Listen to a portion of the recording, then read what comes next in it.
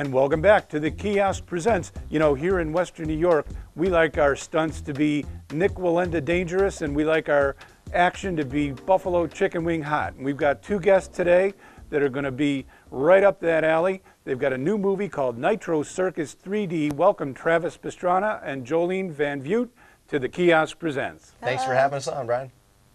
Hey, we're doing great. Travis, you're sort of the leader of this whole thing. You've taken this show from Fuel TV to MTV, now on the big screen in 3D.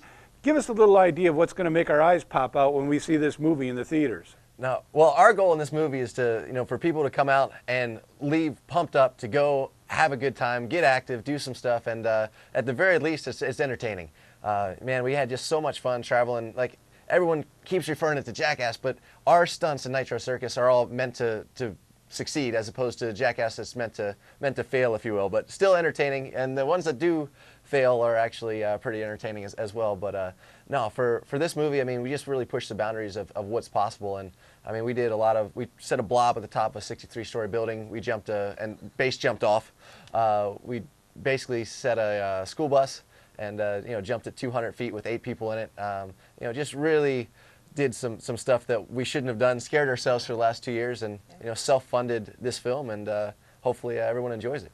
Wow, well that sounds really exciting. Now Jolene, you're no stranger to danger. What are we going to see you involved with in the film?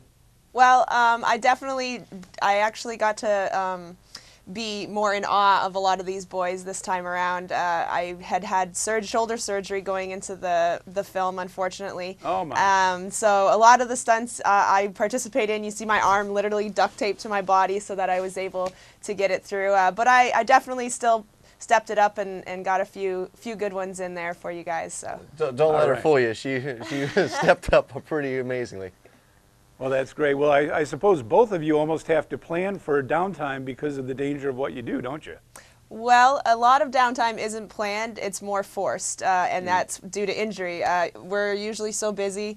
The only time that we are, taking a rest is when we have to go and get surgery or something doesn't work and you have no choice. When you get a break, you get a break.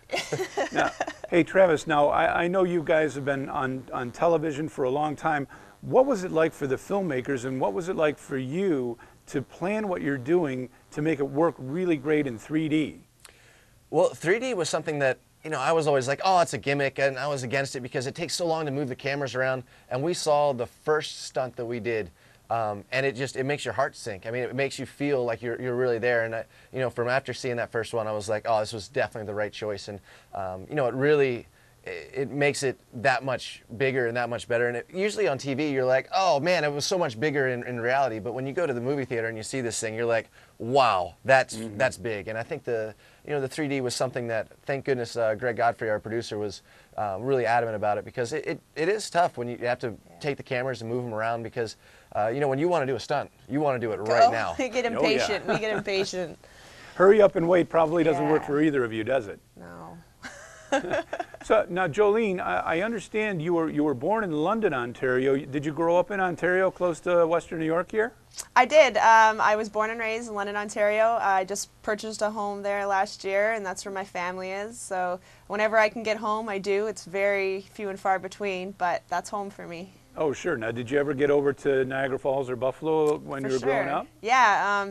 Been to Niagara Falls a ton of time. I've raced in the Buffalo area before, and I drive through it every time I go to this guy's house. So. Oh, that's great. That's good. Well, I have to ask both of you, because we not long ago, Nick Wallenda walked across Niagara Falls on a tightrope. Yes. If you had your choice to do anything you wanted using Niagara Falls as a backdrop, what would you do?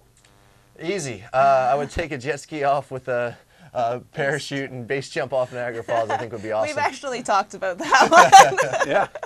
Good. Well, hey, we'd love to see it. So, anything I can do to pull some strings with the Niagara Falls Chamber of Commerce, just call the Kiosk Presents and we'll take care of that. We'll be calling.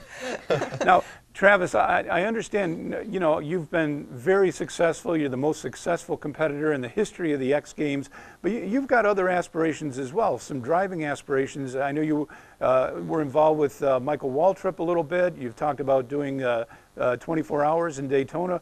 Tell me what that's all about. Oh, for me, it's been really a lot of fun. Just they say with age get a cage, but every time I was hurt, I'd always drive. Yeah. You know, did the go-kart national championships, and then went and was actually able to win you know, 4 Rally America championships, was off-road car racing. But you know, really trying to get into the you know, the pavement racing, and man, turning left is a lot more difficult than it looks on TV. That's for sure. So. Oh yeah, I'm sure it is. Well, hey, thanks very much for taking some time with us here at the Kiosk Presents. Jolene, Travis, everybody in Western New York, get out and see Nitro Circus 3D in theaters everywhere. It is cool. Thanks again. Thank you guys. you.